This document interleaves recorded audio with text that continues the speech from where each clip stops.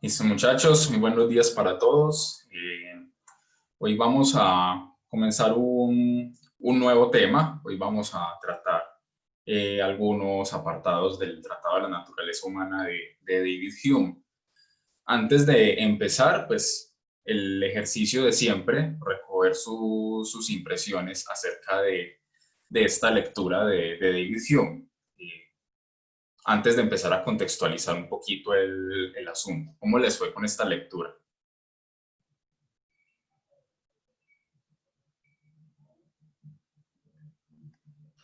Daniel, buenos días y a Buenos todos días, los Oscar. compañeros. ¿Cómo estás? Muy bien. Bueno, entonces te cuento cómo me fue.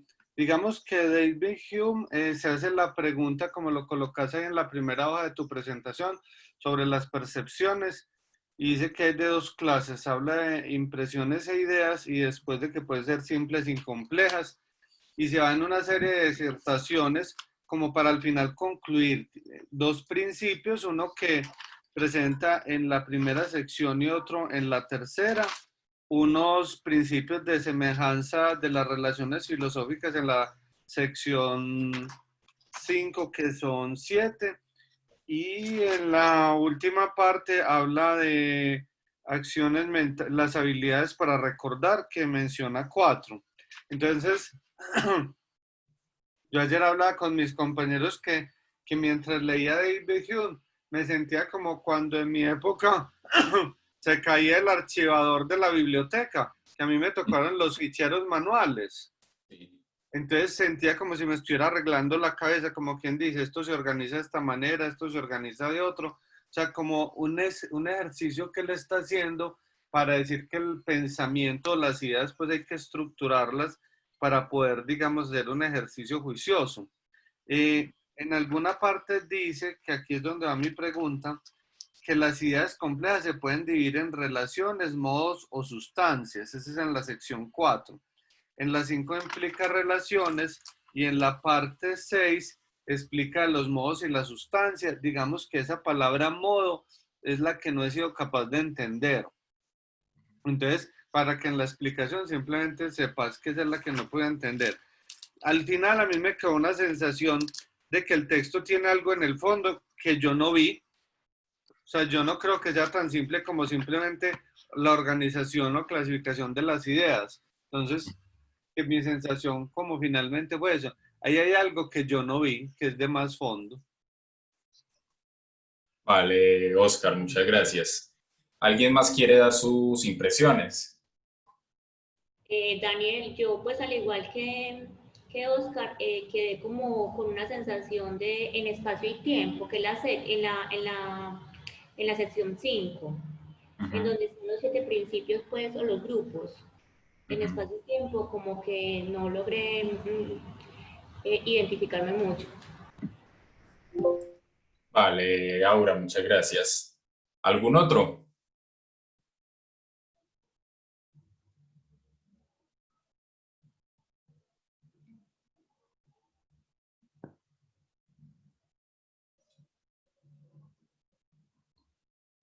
Vale, listo. Entonces, claro, antes de empezar a tratar en detalle todo esto que acaban de decir, y Oscar tiene mucha razón en que, digamos, entre líneas hay algo más en el fondo cuando Hume hace toda esta taxonomía de la mente humana en esta primera parte del Tratado de la Naturaleza Humana. Entonces, antes de empezar a comentar esto en detalle, pues hay que decir un par de cosas acerca de este personaje. Porque, digamos, Hume como personaje es muy fascinante de saber, es muy fascinante de conocer.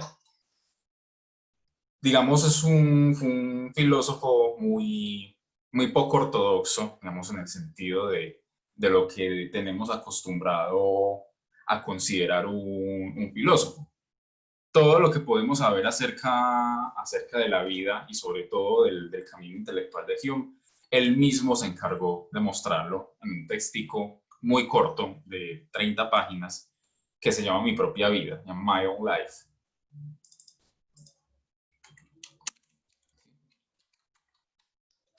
que de hecho es en la edición que yo les envié, está la autobiografía de Hume, está, digamos, antes del Tratado de la Naturaleza Humana, está este texto de My Own Life, en donde, digamos, él cuenta algunos pormenores de su vida y especialmente de su recorrido intelectual.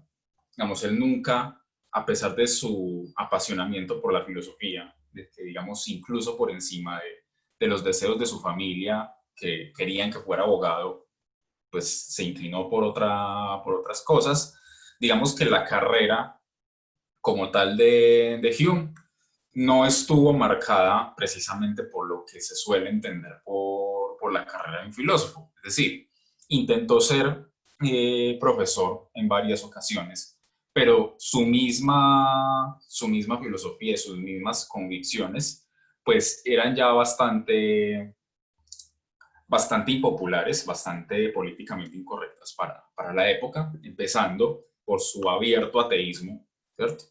Hume era abiertamente ateo, nunca tuvo problemas en hacerlo saber, y eso ya, digamos, en la época 1700, en los años 1700, ya era suficiente motivo para que, por ejemplo, desde las autoridades políticas se impidiera, digamos, a las universidades, sobre todo a la de Edimburgo y creo que a la de Glasgow, pero no estoy seguro. Yo sé muy bien que la de Edimburgo, impedirle acceder, digamos, a las diferentes cátedras y a los diferentes puestos de docente. Entonces tuvo que hacer, digamos, su vida y su trabajo en otras cosas, siendo bibliotecario, siendo docente privado, siendo preceptor, con lo que se suele conocer en la época, siendo, teniendo diversos cargos políticos. Es decir, tuvo que hacer, digamos, su vida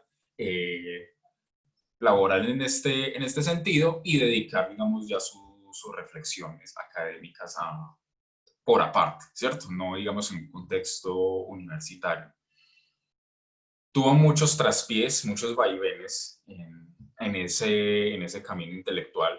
Yo les mencioné incluso hace unos días que este mismo libro, Tratado de la Naturaleza Humana, que escribió a los 25 años y que fue un total fracaso en ventas, en recepción intelectual y en todo, ¿cierto?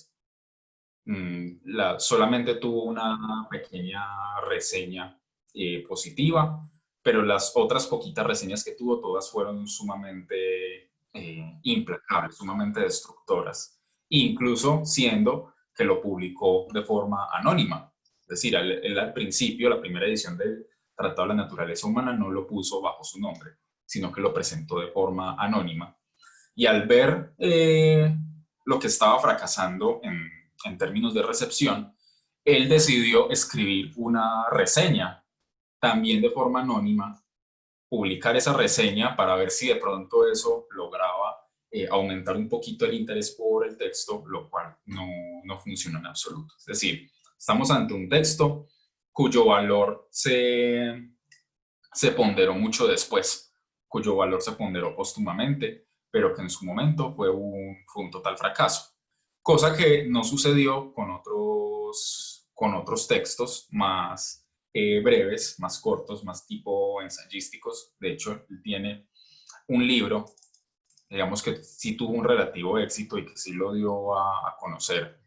Y bueno, Hume era de esas personas que le gustaba más la mala fama que la buena fama. De hecho, a él le gustaba más que hablaran mal de él, porque eso, digamos, lo hacía un personaje más interesante, ¿cierto?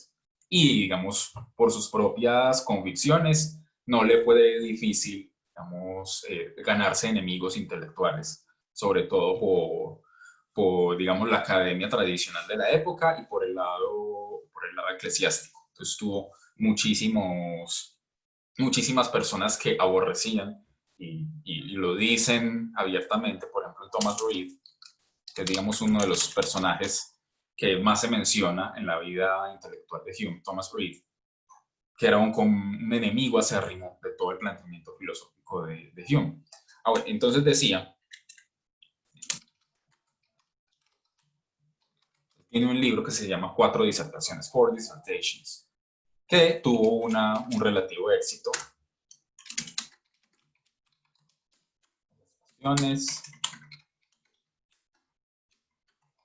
sobre la norma del gusto.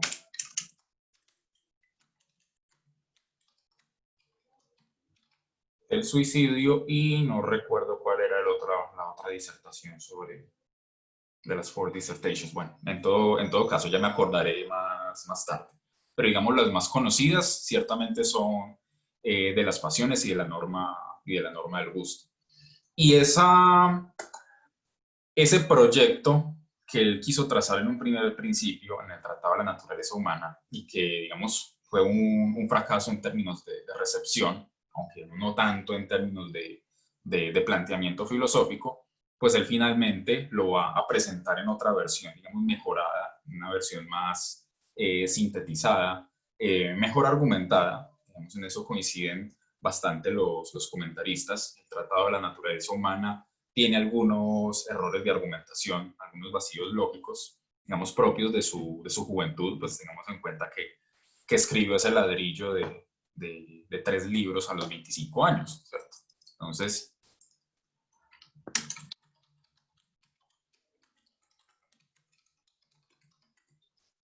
tenemos la investigación sobre el conocimiento humano, tenemos la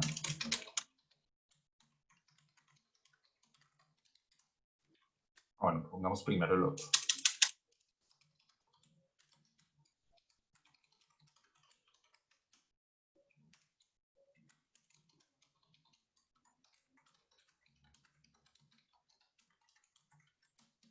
Y la investigación sobre los principios de la moral. Es decir, cada uno de esos ensayos es el equivalente a cada uno de los 3 libros que componen el Tratado de la Naturaleza Humana. El primero, del que ustedes leyeron los capítulos para hoy y los que tenemos para la otra semana, corresponde a la investigación sobre el conocimiento humano, sobre el entendimiento. El segundo libro del tratado pues, corresponde a la parte de las pasiones, que es, digamos, el corazón de todo el proyecto de Hume, y eso ya lo voy a explicar, porque Hume es muy conocido, obviamente, por su teoría del conocimiento, por su filosofía sobre el conocimiento, pero digamos que esas reflexiones sobre el conocimiento apenas eran para él una preparación, una propedéutica para lo que viene en los otros 2 libros, en las pasiones y en la moral. Y, digamos, estos pues que corresponden a los otros 2 textos. Como repito, las recepciones de toda su obra fueron muy intermitentes. Entonces podemos ir dando otros títulos de textos. Escribió, si no estoy mal, creo que 3 o 4 tomos de una historia de Inglaterra desde el Imperio Romano hasta su época, evidentemente, que fue, digamos, uno de los textos de los que más se habló mal, pero se habló, ¿cierto? Aunque digamos que posteriormente le fue reconocida un mérito a esta historia de Inglaterra, y digamos que biográficamente se comenta que Hume en su momento en vida fue más conocido por su labor de historiador más que como filósofo. Entonces tenemos esa historia de Inglaterra.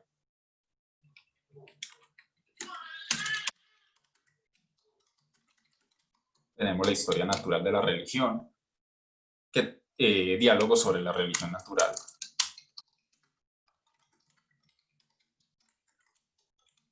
Digamos, también bastante comentados esos diálogos, más que la historia natural de la religión, obviamente también con mucha infamia de por medio por sus posiciones más de corte ateo, ¿sí? De corte, digamos, no quiero decir materialista por miedo a ser anacrónico, pero podría entenderse de esa manera. Es decir, Hume en todo su proyecto filosófico se muestra, digamos, por primera vez en la historia de la filosofía como en una postura antimetafísica bastante radical. Es decir, no es el primero en que empieza a hacerle críticas a la metafísica, es decir, a la pretensión de dar con principios últimos de la realidad y principios completamente abstractos, pero digamos Hume es quien con su proyecto filosófico lleva esta crítica de la metafísica a unos niveles tales, pues que ya que se reconoce como un antimetafísico radical. Y esa antimetafísica radical pues va, digamos, a ser esa mayor semilla que va a legar Hume al resto de la reflexión filosófica, especialmente, como ya les había mencionado en otra ocasión, en Immanuel Kant. En Immanuel Kant, quien, digamos, afirma en los prolegómenos para toda metafísica futura, que fue Hume, precisamente la obra de Hume, la que, digamos, le hizo caer en cuenta de que la sensibilidad, los sentidos también juegan un papel muy importante en el conocimiento y que pretender subsumir todo al ámbito de la razón y una razón que siempre está dando vueltas sobre unos conceptos que son tan abstractos que no se sabe bien a qué corresponden en la realidad y sobre los cuales nunca ha habido un acuerdo definitivo entre los pensadores, pues eso era constituyente de un dogmatismo. Entonces, Hume despertó del sueño dogmático, dice Kant, en los prolegómenos. Entonces, estamos ante un personaje, digamos, poco ortodoxo para los términos de la filosofía en la época, poco ortodoxo en todo el sentido de la palabra, tanto intelectualmente como en su propia vida. Y entonces con eso tenemos un primer inicio o un contexto de la obra de Hume. Permítanme unos segundos.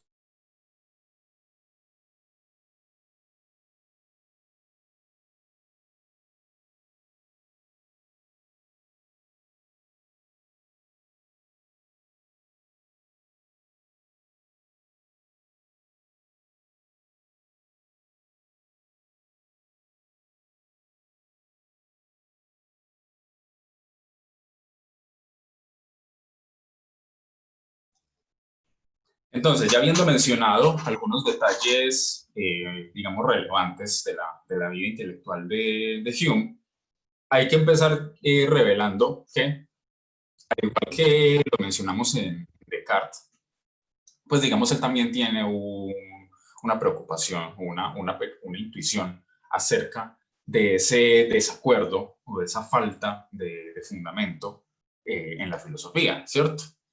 Falta de fundamento en la filosofía que ya se empieza a revelar todavía más, se empieza a hacer más patente todavía con, digamos, los avances que están teniendo las ciencias naturales, particularmente la física. Y a partir, digamos, de ese panorama, yo voy a plantear en el Tratado de la Naturaleza Humana lo siguiente en su introducción. Dice, mi objetivo es hacer lo que hizo Newton en las ciencias naturales, lo que hizo en la filosofía natural, como se lo llamaba en la época, hacer lo que hizo Newton en la filosofía natural, pero yo lo quiero hacer lo que en el contexto británico, en el contexto de habla inglesa, se llamaban las moral sciences, las ciencias morales. Digamos, todo lo concerniente al ámbito del ser humano, lo que llamaríamos las humanidades, las ciencias humanas, o más tarde, en el contexto alemán se llamará ciencias del espíritu, en el contexto anglófono se conoce como ciencias morales. Entonces Hume quiere hacer lo mismo que hizo Newton en la filosofía natural. ¿Y qué fue lo que hizo, digamos, lo que consolidó Newton? Porque esto venía de un proceso que ya había iniciado con Copérnico y con Galileo, pero que consolidó Newton, que era, digamos, llevar la experimentación y la observación, es decir, la consolidación del método científico en el estudio de la naturaleza, y él pretende hacer lo mismo con estas moral sciences, es decir, él lo dice con estas palabras. Llevar el método experimental a las ciencias morales. Y además considera que para ello debe, digamos, trazar una ciencia de la naturaleza humana.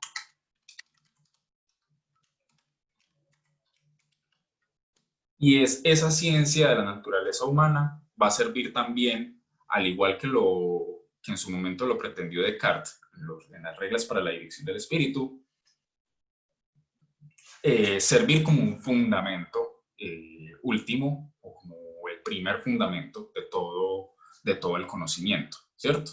Entonces, él empieza, bueno, todas las ciencias de una u otra forma se remiten al ser humano, en tanto son conocimiento hecho por el ser humano, remiten de una forma u otra a la naturaleza humana. Entonces hay que hacer una ciencia de la naturaleza humana para así poder tener unos fundamentos claros, no solamente de la filosofía natural, cuyos avances ya son notorios y cuyos resultados ya son patentes y que ya nos hemos dado cuenta que han logrado esos resultados gracias a su método experimental. Entonces, hagamos una ciencia de la naturaleza humana experimental para obtener los mismos resultados en las ciencias morales, lo cual a la larga nos va a producir unos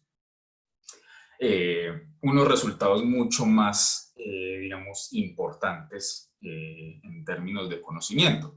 Porque si bien es muy importante, según Hume, es importantísimo saber cómo funciona la naturaleza, un conocimiento, digamos, evidente, un conocimiento metódico y experimental de lo que es el ser humano mismo, pues nos va a permitir hacer muchísimas más cosas para nosotros mismos y para la vida social, ¿cierto?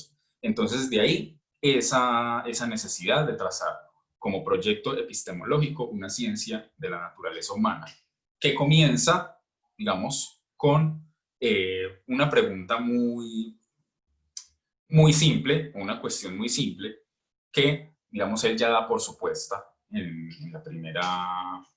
las primeras páginas del tratado, luego de la introducción.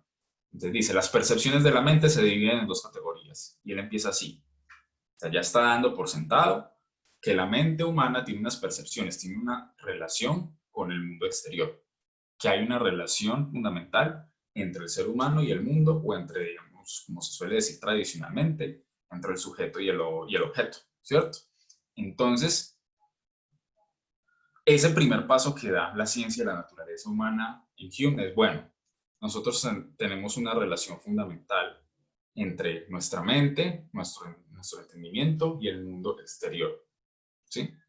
Es decir, nosotros no nacimos dando vueltas con nuestra razón en ideas abstractas, sino que, como bien decía Locke, el primer conocimiento que obtenemos desde niños, las primeras experiencias que obtenemos desde niños consisten justamente en nuestras experiencias con el mundo exterior, en sentir que el fuego quema, en sentir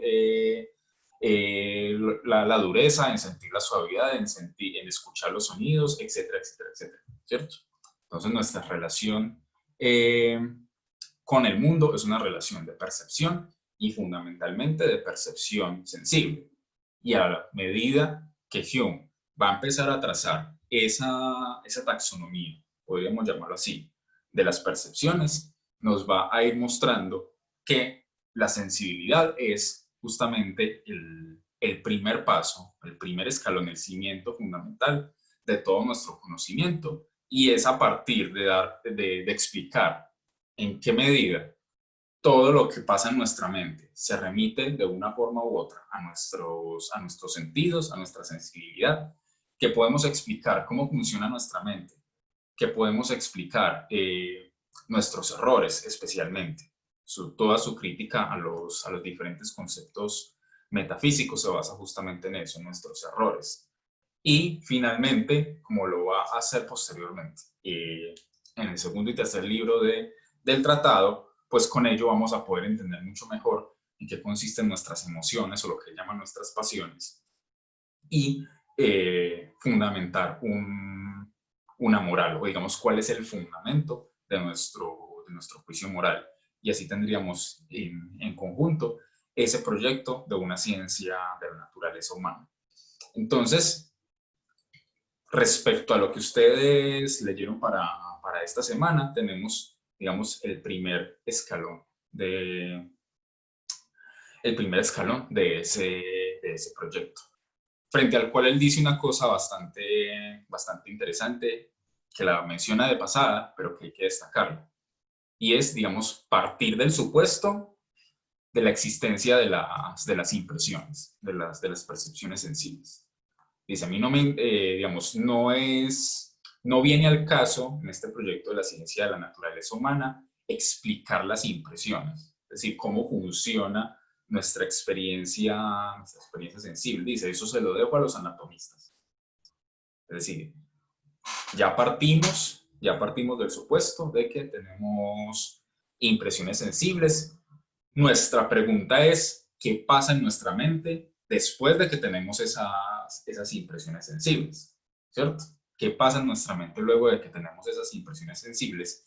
Y cómo al ir trazando el camino nos vamos a ir encontrando posteriormente con las diferentes reflexiones que hace el ser humano, especialmente con lo que él va a llamar las ideas generales o las ideas abstractas, y cómo, digamos, en una cierta medida hay que tener mucho cuidado con esas ideas generales o abstractas, porque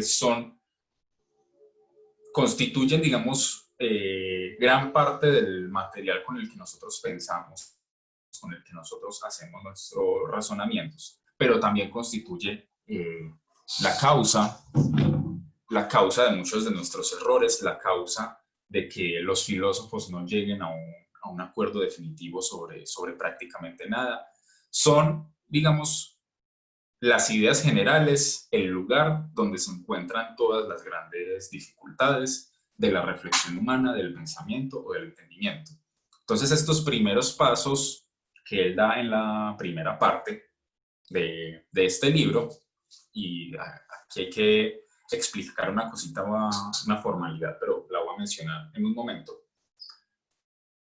Culmina en la sección número 7 con esa reflexión sobre las ideas generales, frente a la cual, como lo vamos a dedicar a ello la semana próxima, va a ser una reflexión que es quizás la más conocida, la más comentada, la más pensada, la más famosa de Hume respecto a su filosofía del conocimiento, que es su reflexión acerca de la causalidad y de la identidad. Hume es, digamos, el pensador que lleva el empirismo hacia sus últimas consecuencias. Cuando se habla de empirismo, especialmente, digamos, del empirismo británico, porque digamos, es en ese sitio donde surgen las grandes estrellas del empirismo. John Locke, con Berkeley y evidentemente con Hume.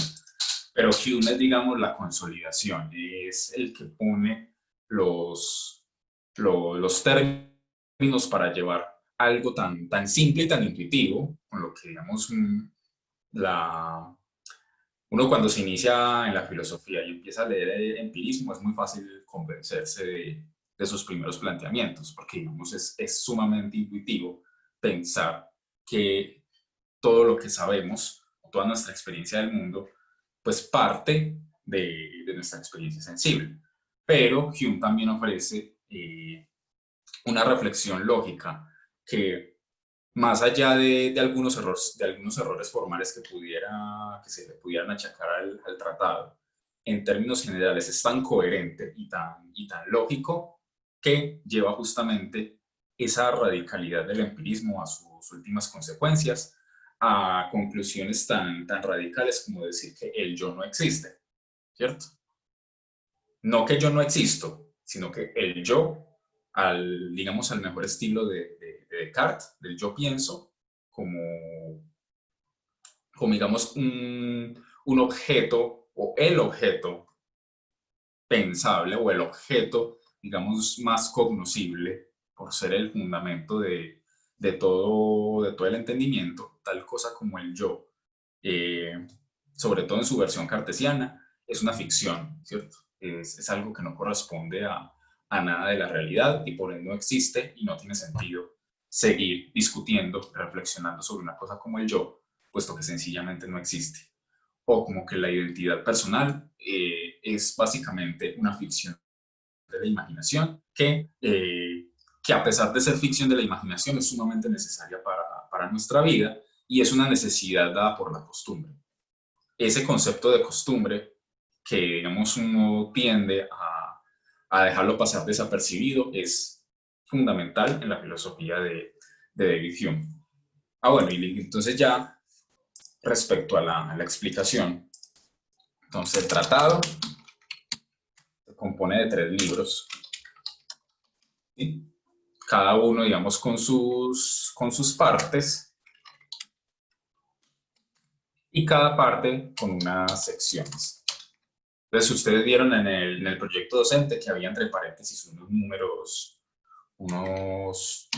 que no se entendían muy bien en principio, pero es, digamos, la forma como se suele citar el Tratado de la Naturaleza Humana. Entonces, nosotros estamos leyendo del primer libro, la primera parte de las secciones 1 a la 7, ¿cierto?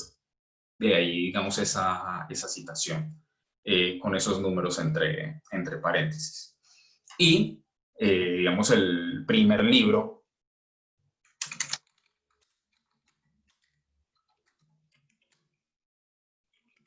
corresponde a la parte sobre el entendimiento.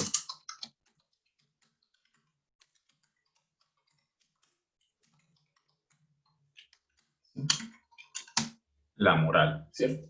Entonces, vuelvo y repito, a pesar de ser, digamos, lo más comentado y lo más pensado, el primer libro del entendimiento, que ustedes ven aquí, les muestro esta edición francesa, no es más que una propedéutica o una preparación para las pasiones y la moral, ¿cierto? Entonces, bueno, ya digamos con suficiente ilustración, pasemos, digamos, ya a lo que es el texto como tal. Recomiendo muchísimo que se lean la autobiografía que está en la edición que yo les envié antes de empezar el tratado, que se llama My Own Life, que, digamos, eso tiene Hume, que tiene un estilo literario bastante agradable. ¿Algún comentario, alguna pregunta hasta aquí?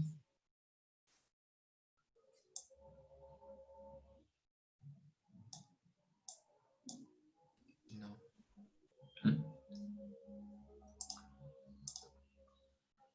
Listo, entonces, ¿qué tenemos en primer lugar? Entonces, partimos de un supuesto cuya explicación no le corresponde al proyecto de la naturaleza humana, sino que le corresponde como dice Hume, a los anatomistas, ¿cierto? ¿Cuál es ese supuesto? Que tenemos una relación sensible con el mundo.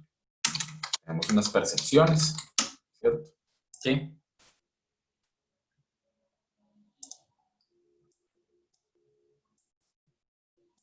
se componen de impresiones y de ideas. Entonces, las impresiones son ese supuesto, digamos, que simplemente se va a limitar a explicar y a clasificar, pero que cuya causa, cuyo fundamento, no va a ser motivo de su reflexión. Entonces, ¿qué tenemos aquí en primer lugar? Son unas impresiones y unas ideas.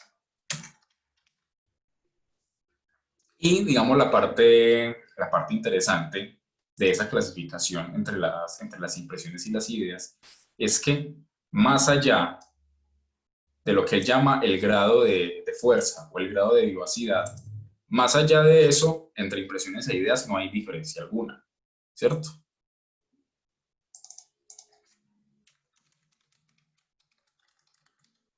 Una cosa llamada principio de la copia, ¿sí? Y es que tanto las impresiones como las ideas tienen los mismos componentes, tienen la misma estructura, tienen exactamente lo mismo, simplemente la diferencia es de grado. ¿Y de grado de qué? De vivacidad, de fuerza que tiene ante nuestra mente. Es decir, recordar o, digamos, tener en nuestra cabeza rondando un sabor no es lo mismo o no tiene la misma fuerza, no tiene la misma vivacidad que la sensación misma del sabor, ¿cierto? Más allá,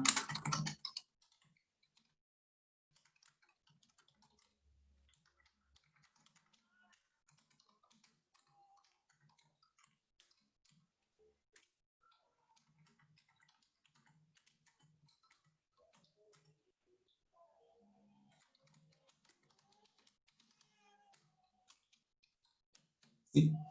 Más allá de una diferencia de grado de fuerza en la mente, entre impresión e idea no hay una diferencia absoluta. Entonces, impresión, simplemente la sensación misma, experimentar la sensación de algo. Entonces, el tocar algo, escuchar un sonido, sentir un sabor, ver un color, etcétera, etcétera. Entonces, más allá de eso, al menos en primer principio, no habría una diferencia. Ahora, ese principio de la copia, habrá que hacerle un par de precisiones, habrá que pulirlo un poquito a medida que se vaya desarrollando más esta taxonomía de las percepciones, ¿sí?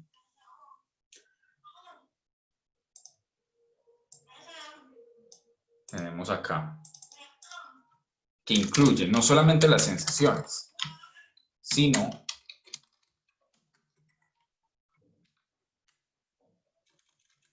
también las emociones o, digamos, las pasiones, como bien lo llaman.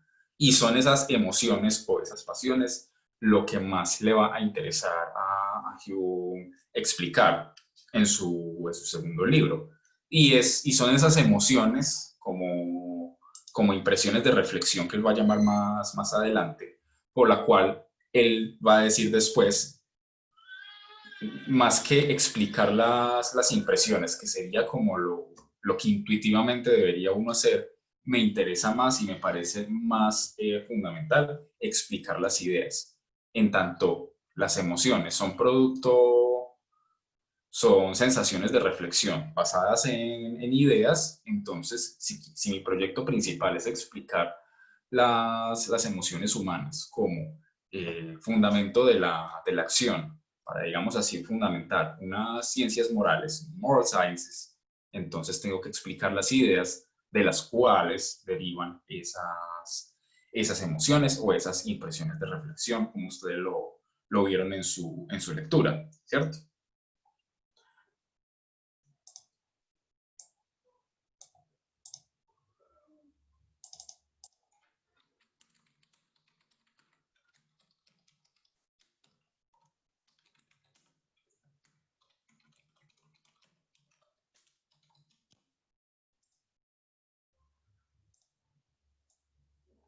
Pues como ustedes están viendo aquí, las ideas podrían definirse en ese sentido como una imagen, una representación de una impresión que acabo de tener, y es con ellas con las que el ser humano piensa o con las que el ser humano razona, y es en ellas justamente en los que hay que concentrar todo el análisis para entender cómo funciona la mente, para entender hasta dónde puede llegar y para entender la fuente de sus errores, la fuente de sus enredos, de sus pérdidas, y para entender de una vez por todas que hay ciertas cosas que frente a las cuales la filosofía ha dado demasiadas vueltas durante mucho tiempo, frente a las cuales, digamos, las cuales no valen la pena, las cuales no se justifican en absoluto, como el concepto de sustancia, como el concepto de yo, como el concepto de causalidad, como el concepto de identidad. Son todos ellos conceptos muy propios de la metafísica de la época, que él se va a encargar de mostrar que, digamos, no corresponden a nada real, sino que son ficciones de la imaginación y que sin embargo, pues necesitamos en nuestra vida porque, digamos, ya nuestra costumbre tiene una fuerza tal en nosotros que nos obligan a cada rato a apelar a la causalidad, especialmente a la causalidad y a la identidad. A la sustancia no tanto, pero a la causalidad y a la identidad sí que nos lleva esa fuerza de la costumbre a hablar una y otra vez en ese lenguaje o en esos términos. Entonces, la primera taxonomía, la más simple, es esta primera. Las percepciones se dividen en impresiones e ideas. Las impresiones son las sensaciones y las emociones. Las ideas son imágenes o representaciones de las impresiones. Y más allá del grado de fuerza o del grado de vivacidad que en nuestra mente ejerce una impresión o una idea, no hay mayor diferencia, no hay una diferencia sustancial, no hay una diferencia, digamos, fundamental, no hay una diferencia de contenido, ¿cierto?, entre las impresiones y las ideas. Pero a medida que vamos dando unos pasos más adelante, habrá que ir haciendo unas cuantas correcciones. Si tienen alguna duda, no me dejen hablando solo demasiado tiempo, pregunten, levanten la mano, etcétera, ¿cierto? En la barrita de abajo, en la parte de participantes, ustedes tienen la opción de levantar la mano.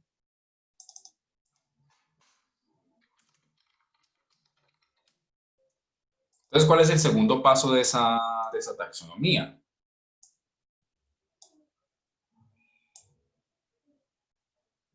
Seguimos hablando de percepciones, es decir, tanto de las impresiones como de las ideas, pero ya, en primer lugar, partimos de las simples y las complejas. Listo, estas se las dejo a ustedes. ¿Cuál es la diferencia entre una percepción simple y una percepción compleja? Bueno, eso es bastante sencillo.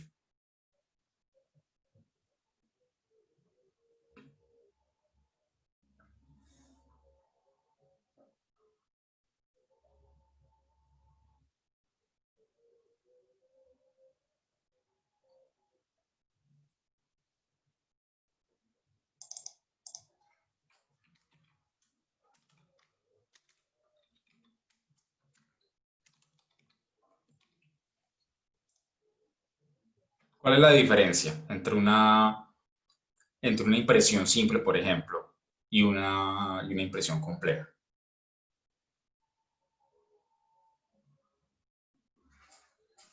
Profe, Sí, que las simples no admiten división ni separación y las complejas pueden dividirse en partes. exactamente. O sea, fundamentalmente esa es la distinción, ¿cierto? Que a pesar de su sencillez va a tener unas consecuencias bastante importantes, ¿cierto?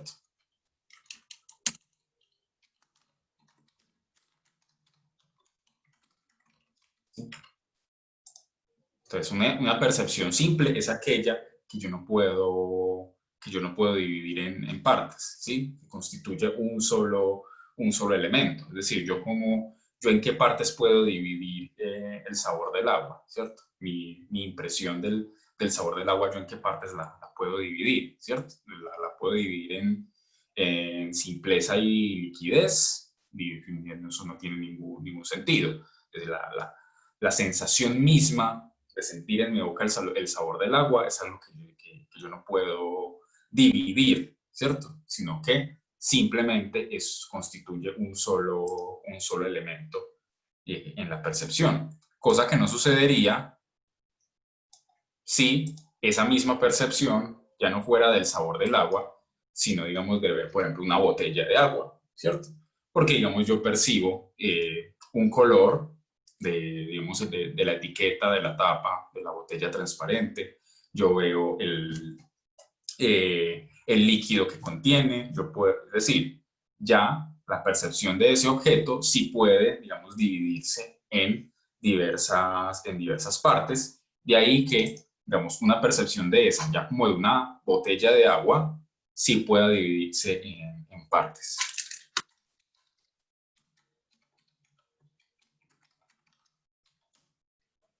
¿Cierto? Entonces, tanto las impresiones como las ideas pueden clasificarse en simples y en complejas.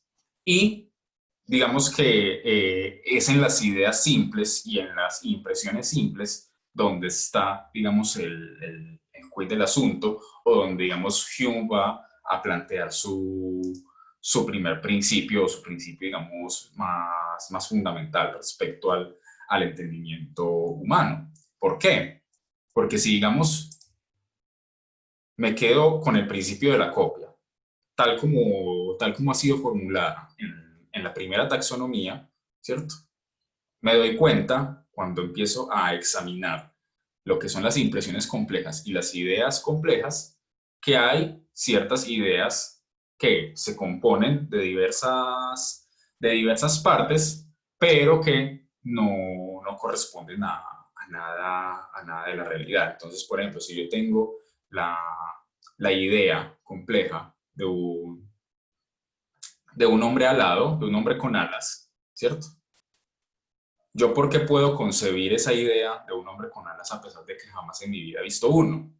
Porque esa idea compleja está compuesta de dos partes, la idea de hombre, la idea de alas, que la imaginación se encarga de unir y construir una imagen ficticia, ¿sí?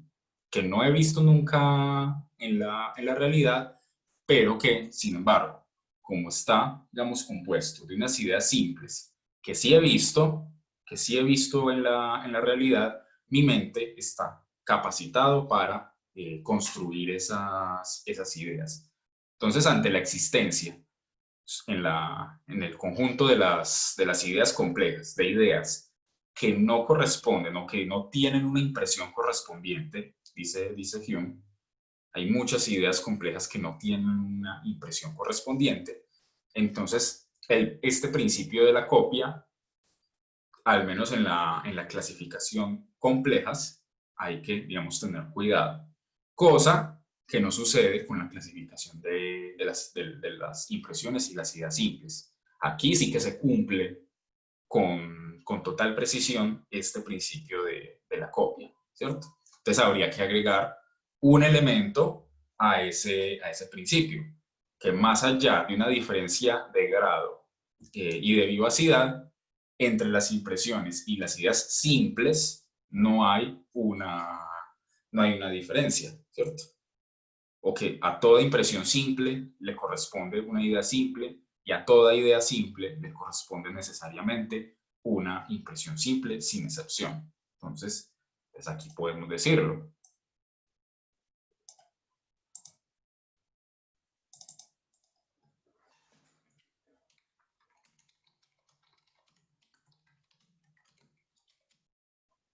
Impresiones e ideas simples siempre sin excepción se corresponden, ¿cierto?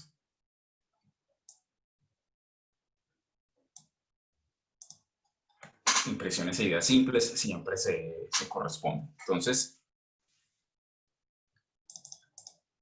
aquí es donde se plantea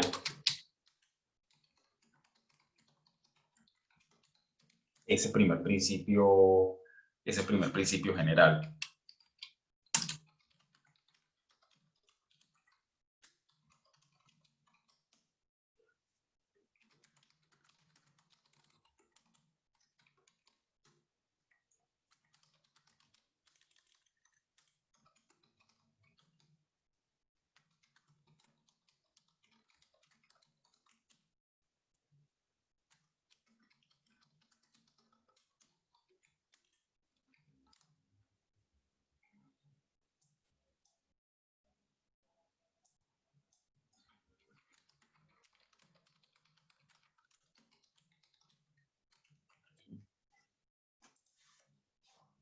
Entonces, ¿qué pasa con ese primer principio? Es el resultado de los dos primeros pasos de esa taxonomía. Entonces, ante ese primer principio, que digamos es la versión pulida o la versión precisa de ese principio de la copia, entonces nos da una idea de lo que, digamos, Hume considera que es fundamental entre la relación del ser humano con el mundo, ¿cierto?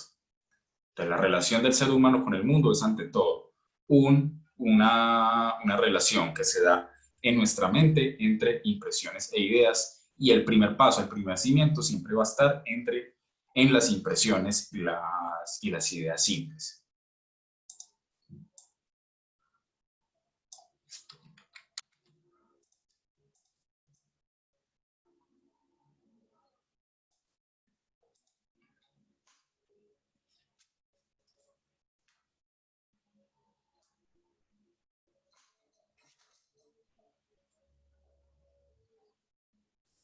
Entonces, ante eso, nos dice el guión, listo, ya hemos detectado, ¿sí? Y esto va a ser muy importante para lo que vamos a ver después. Entre impresiones e ideas simples hay una conjunción constante. Es decir, siempre que hay una, hay la otra. Siempre que hay impresión simple, hay idea simple. Siempre que hay idea simple, hay impresión simple. Pero entonces ahora la pregunta es ¿cuál es primero? ¿Cierto? ¿Qué es primero, la impresión o la idea? En los términos más fundamentales, ¿qué viene siendo primero? La impresión, ¿Por qué? porque la impresión es donde fijamos ya nuestras ideas. ¿Mm? Pues eso es lo que yo entiendo como de la primera parte, de lo que estamos viendo. Que podemos tener una idea, sea simple o compuesta, de acuerdo a lo que vemos y de ahí ya empezamos como a hacernos las ideas de esto, de aquello.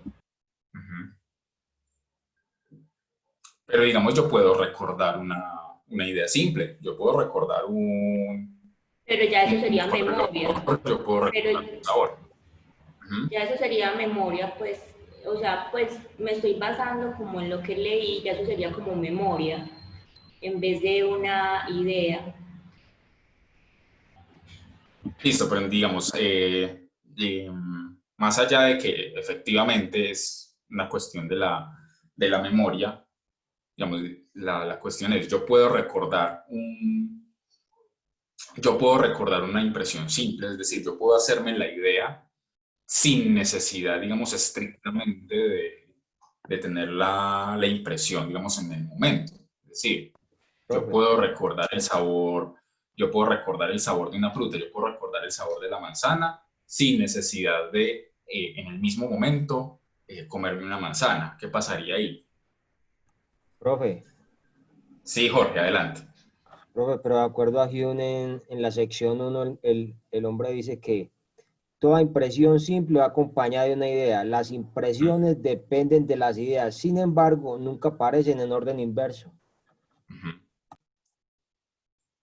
Es decir, la reflexión que hace es, cuando yo tengo una impresión, donde digamos lo que aparece primero es la impresión, ¿cierto?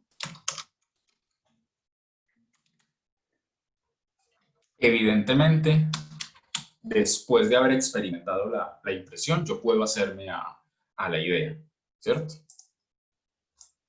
Y digamos, ante la objeción de yo puedo recordar un sabor, pues la respuesta de Hume es sí, pero para que esa idea la pueda recordar sin necesidad de inmediatamente haber, digamos, comido una manzana en ese momento, en algún otro momento, hace días o hace meses o hace años, tendrías que haber probado la manzana, tendrías que haber tenido la impresión. Es decir, yo por más que piense en una idea, yo por más que tenga la idea en la cabeza de un sabor, en primer lugar, no me va a generar la impresión en mi lengua del sabor en ese momento.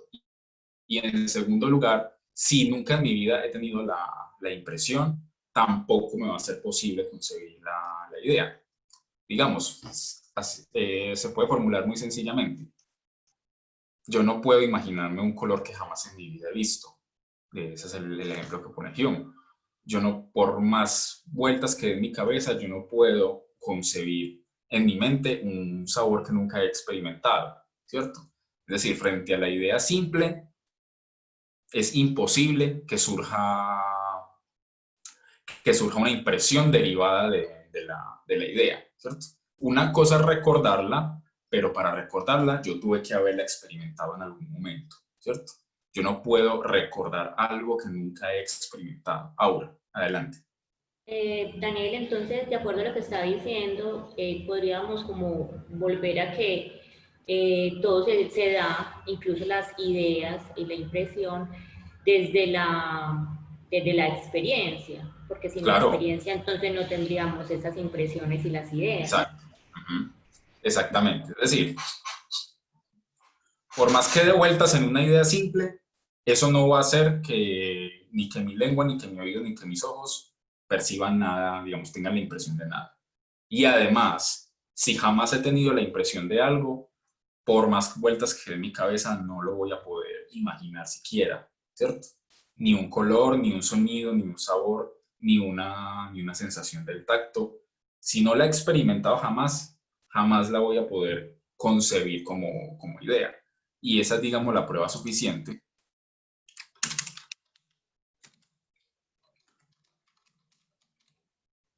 Y esa es, digamos, la prueba suficiente según Hume para determinar que en esa conjunción constante, quien tiene el papel, digamos, preponderante siempre va a ser la impresión, ¿cierto?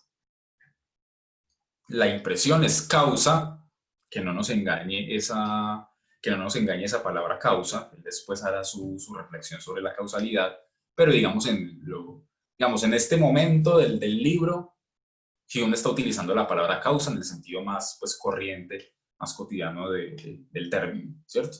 La impresión es causa de la idea. Yo necesito siempre, primero, tener la impresión para tener la idea, ya sea inmediatamente o ya sea después, digamos, mediante el recuerdo, mediante la memoria. Oscar, adelante. Daniel, es que usaste una palabra que me parece muy pertinente y es preponderante. O Uh-huh. sea, él sí dice que primero es la impresión y después la idea. Pero por allá en alguna parte que estoy tratando de encontrar en mis notas donde lo dejes claro, él dice, si hay una remota posibilidad de que exista primero la idea. Uh-huh. En el Entonces, ejemplo por del eso me color. llamó la atención que diste preponderante, porque no es absoluto. O sea, él sí deja abierta la puerta, o por lo menos eso fue lo que yo entendí, de que sí, o sea, muy forzado, pero puede llegar en algún momento primero una idea que una percepción. Uh-huh. En esa excepción que plantea Hume, digamos, es una excepción que podría solucionarse de la siguiente manera. Él pone el ejemplo de, bueno, yo tengo una tabla cromática con todos los matices del color azul menos uno, ¿cierto? Y yo con mis ojos voy a notar que en algún punto de esa tabla cromática hay algo que falta, hay un hueco, hay una distancia mayor entre un matiz y el otro. Y él dice, digamos, ahí yo podría, si jamás en mi vida he visto ese matiz, al ver los otros, yo podría con mi mente, digamos, reemplazar eso que está faltando o concebir ese matiz que está faltando, así yo nunca lo haya visto. Eso sería igual que si, digamos, lo pusiéramos otro ejemplo de la siguiente manera. Tenemos dos vasos de jugo, un jugo de mango. Tenemos dos vasos, uno muy dulce y otro muy, muy simple, digamos, extremadamente. Uno extremadamente dulce y otro extremadamente simple. Al probar los dos, yo podría, digamos, imaginar hasta cierto punto un intermedio, un término medio entre ambos sabores. Pero para siquiera poder concebir la posibilidad de un término medio, pues tendría que probar los dos extremos, ¿cierto?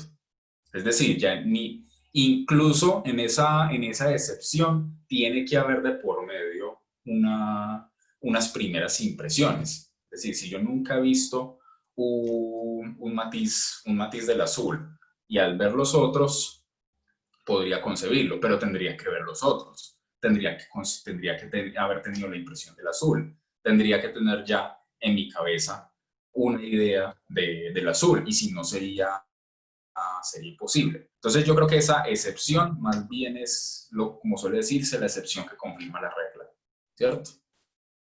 Porque tendría que tener las ayudas o las herramientas de los otros matices de azul o de los otros sabores del jugo para siquiera poder imaginar un término medio. Y no es seguro siquiera que ese término medio que yo estoy imaginando efectivamente sea ese en la realidad.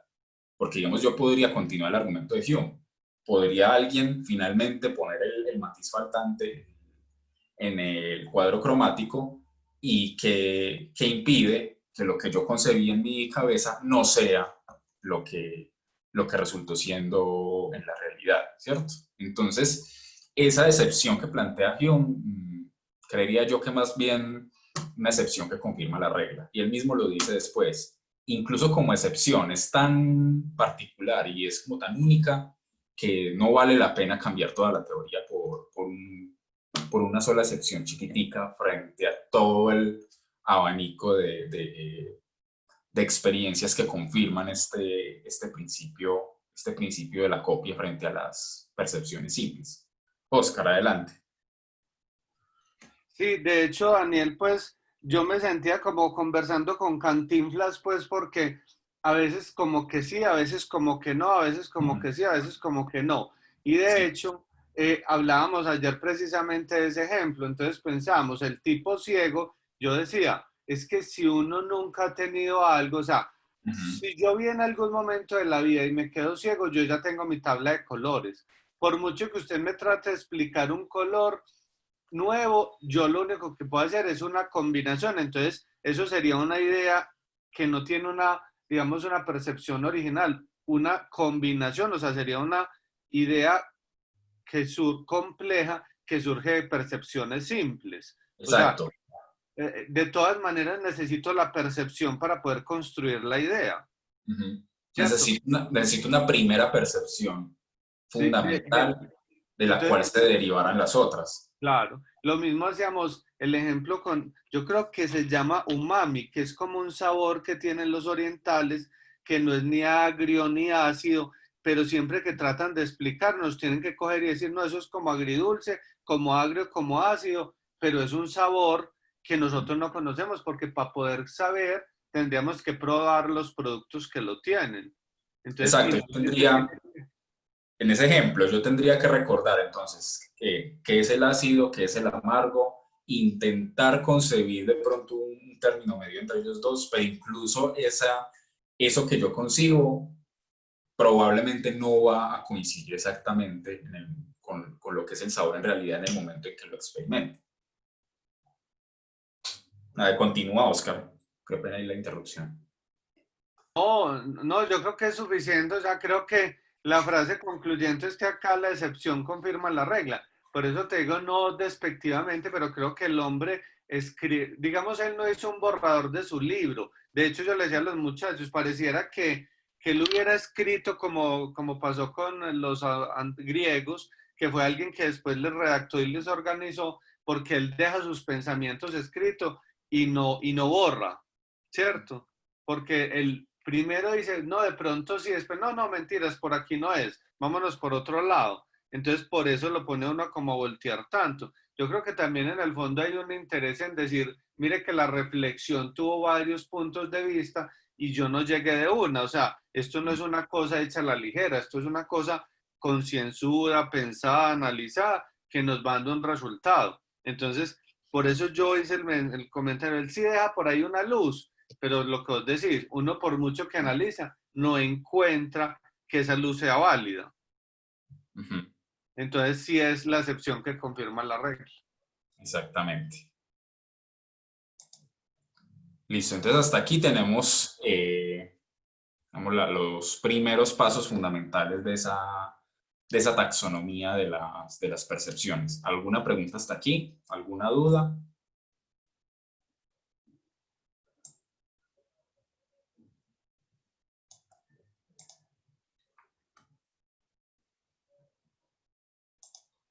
Entonces dejemos como, digamos, resumen de esa primera taxonomía, este primer principio, que sería, digamos, el principio de la copia, pero, digamos, haciendo el matiz de que esto se cumple, digamos, estrictamente y se cumple siempre en las percepciones simples. Ya en las complejas, digamos, a veces efectivamente se da, pero como como en la mayoría sobre todo especialmente de las ideas complejas, no corresponden con impresiones, con algunas impresiones, ese será un tema que habrá que analizar con mucho más detalle. Pero respecto a las impresiones y las ideas simples, digamos, queda bastante claro que a toda impresión simple le corresponde una idea simple, que la impresión siempre va a ser primero y después la idea, y que su diferencia es solamente de grado de fuerza, pero que, digamos, en términos de contenido, en términos de esencia o de sustancia, términos que a uno obviamente no le gustan, no hay ninguna diferencia taxativa entre impresión e idea. Jorge, adelante. Profe, entonces, si le entendí bien, Sí. él maneja dos principios, pero entonces el principio de copia es el mismo principio general. Sí. El principio de copia, digamos, ya consolidado, es tal como lo ven ustedes aquí en el recuadro. Es decir, el principio de copia, que dice que impresiones e ideas tienen el mismo contenido y que la única diferencia es su grado de fuerza y de vivacidad en la mente, es algo que se cumple siempre en las impresiones y las ideas simples. Siempre se cumple. Entonces, por eso, digamos, el principio general es el principio de la copia, pero, digamos, agregando el elemento de en las percepciones simples, ¿cierto? Ya en las complejas hay que desarrollar el asunto de otra manera, ¿cierto? Entonces, el principio de la copia es tal solamente en las percepciones simples. En las complejas a veces se da, pero en la mayoría de las ocasiones hay que, digamos, mirarlo con lupa, porque no siempre se da. Y no siempre se da gracias a que nuestra mente tiene una funcionalidad que, a diferencia de Descartes, que, digamos, la mencionaba de pasada, y yo también la mencioné de pasada, en Hume hay que estar volviendo una y otra vez, porque para Hume es fundamental, que es la imaginación. Es la imaginación de, digamos, quizás lo que más utiliza el ser humano a la hora de pensar y a la hora de razonar, porque es la imaginación la que se encarga justamente de unir ideas diferentes, simples, con órdenes y con concepciones que no necesariamente son las mismas que uno encuentra en la realidad. Entonces dice, es la imaginación justamente aquella facultad del entendimiento en el que más nos tenemos que concentrar, porque de ahí sale la fuente de nuestras ideas generales, algunas adecuadas, algunas, digamos, correctas en términos de que estamos acostumbrados a utilizarlas, pero otras que francamente no tienen ningún sentido. Jorge, ¿vas a decir algo más? Listo.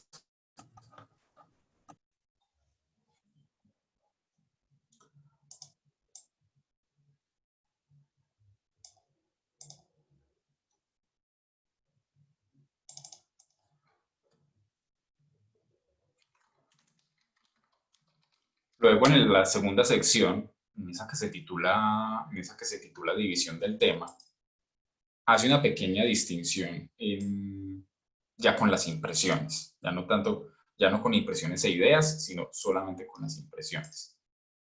Entonces, obviamente, dice las de sensación, ¿cierto?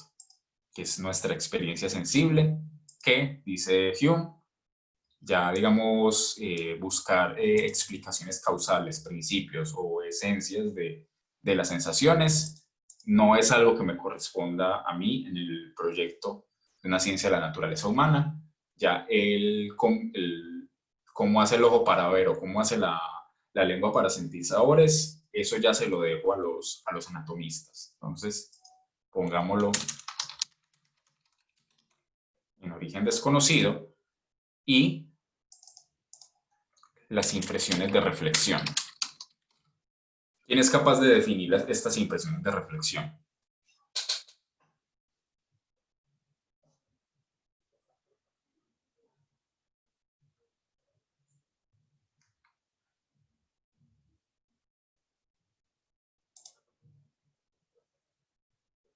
Oscar, adelante. Daniel, él dice que surgen de las ideas, o sea, que a partir de lo que yo ya tengo preconcebido, hago una construcción que genera una impresión. Exacto. O pongámoslo de la siguiente manera.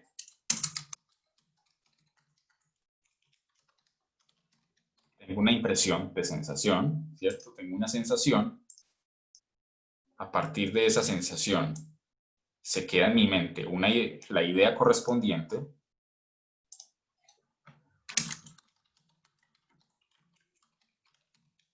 Y la idea de esa sensación me genera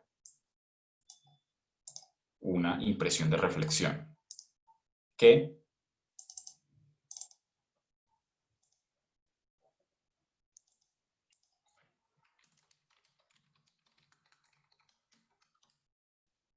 Que no es otra cosa pues, que las emociones, ¿cierto? No son otra cosa que las emociones. Es decir, la emoción que una persona siente siempre es una emoción que está basada en una idea, ¿cierto? Cuyo origen es una impresión de sensación. Entonces, pone, digamos, varios ejemplos.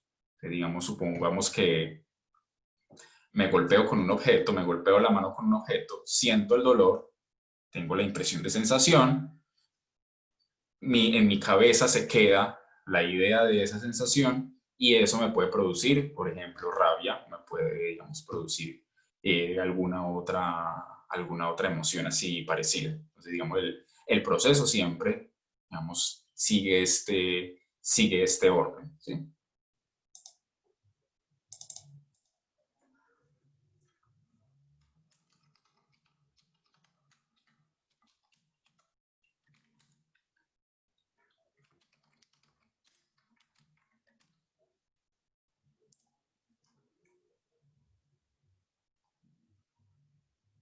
Y como son, como ya bien lo dije, las emociones.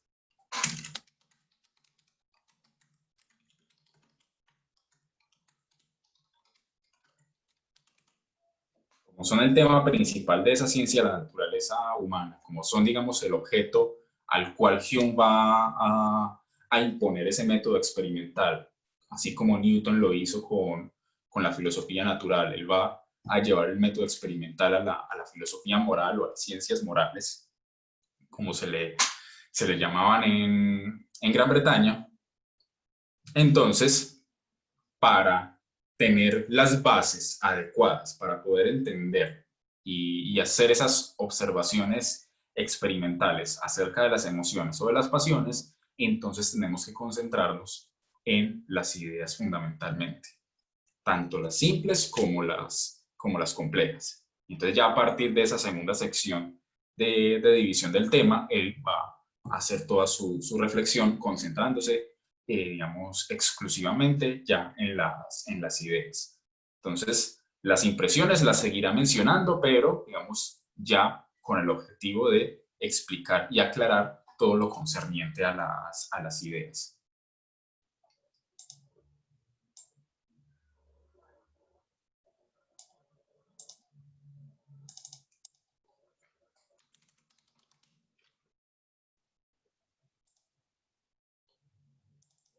Respecto a la memoria y la imaginación, ¿cómo lo entendieron ustedes?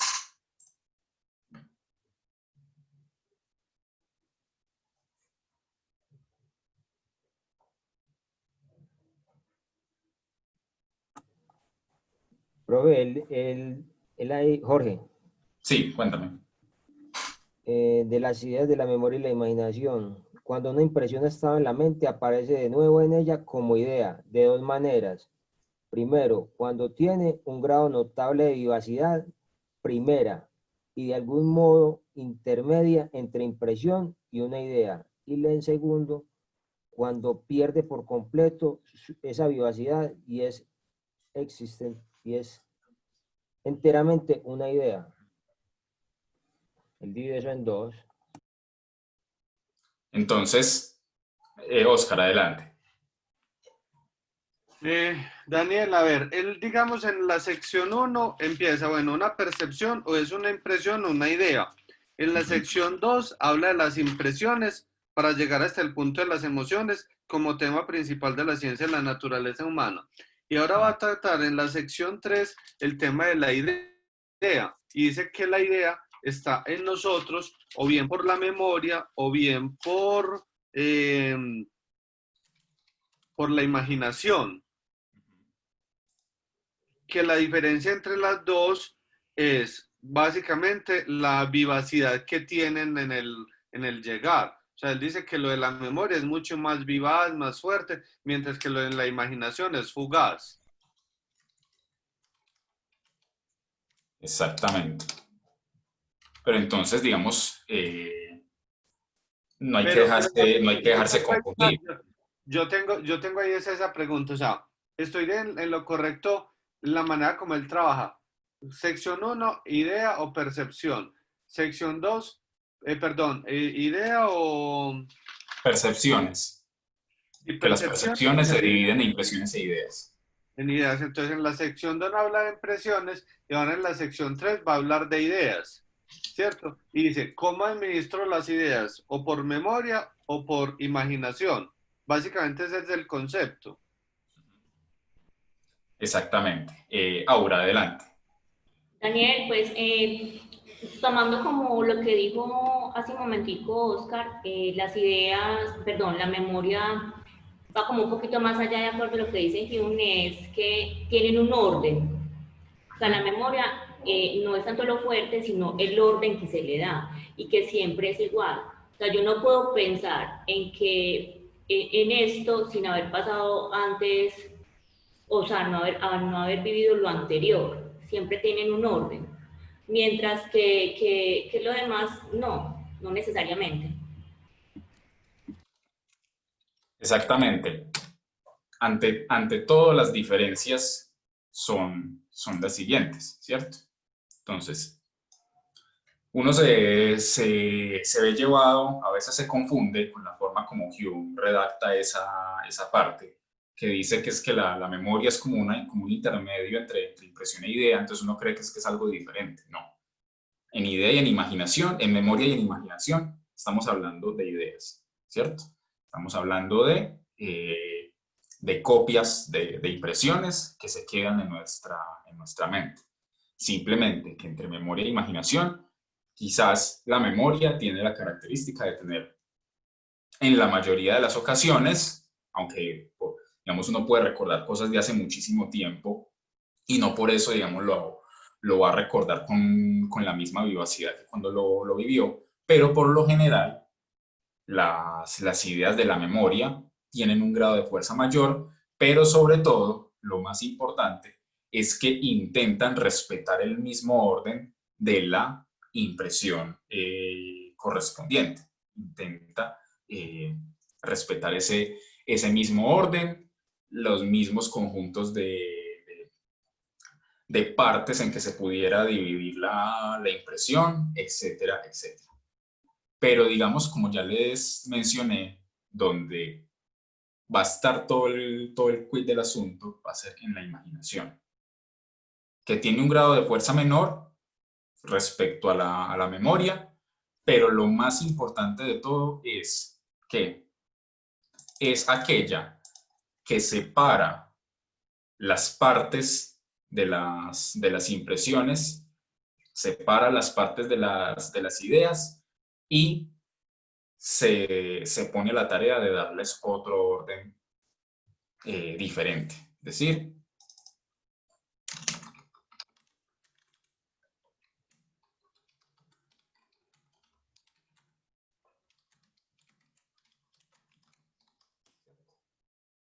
decir, la imaginación coge una idea compleja. Entonces, digamos,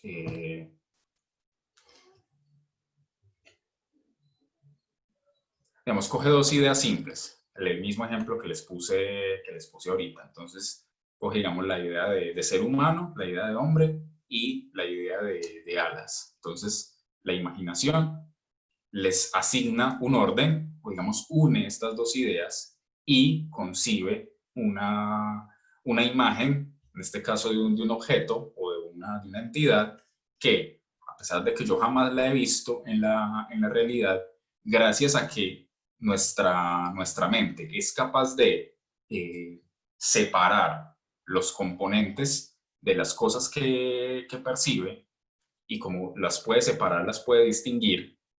Ese es otro de los principios que Hume menciona, que lo voy a mencionar acá. Es una suerte de segundo principio.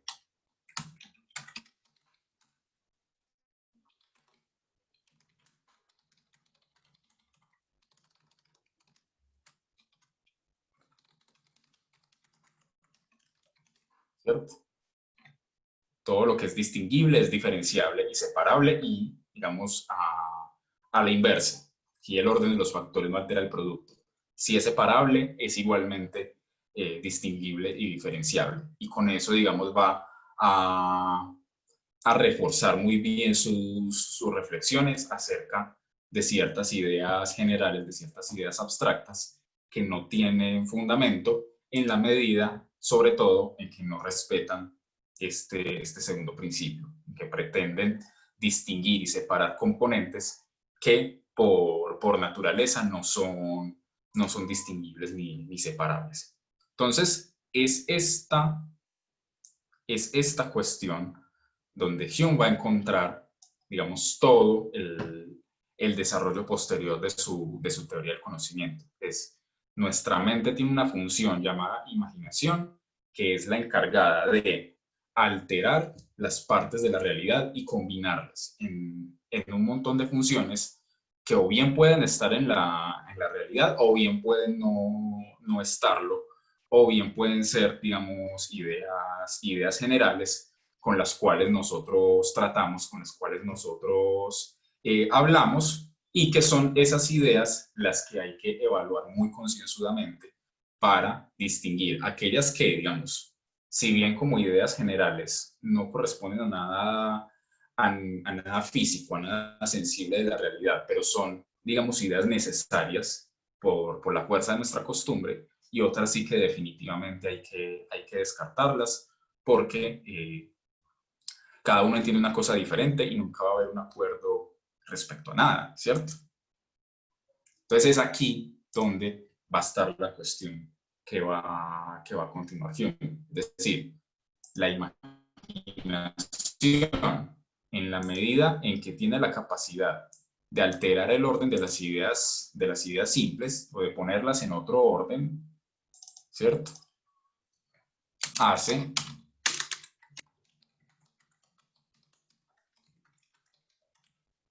conexión o asociación de ideas. Y nuestra capacidad reflexiva, no importa si somos filósofos o cualquier otra profesión, todos los seres humanos realizamos esta conexión o asociación de ideas. Y es en esa conexión o asociación de ideas en donde se abre la puerta a esas ideas generales frente a las cuales Hume va a hacer su reflexión.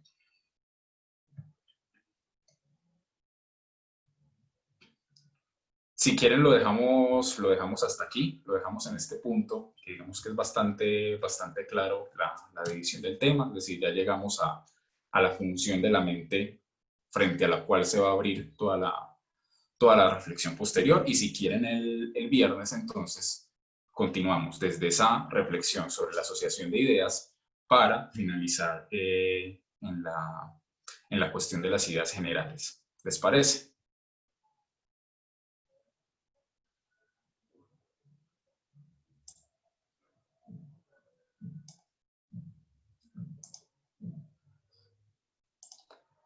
Listo, muchachos, entonces dejémoslo hasta aquí por hoy. Daniel, gracias. Nos vemos el viernes ya para continuar. Listo, que tengan un feliz día. Igualmente, Daniel, hasta luego, chao. Estén bien. Gracias, hasta luego. Chao.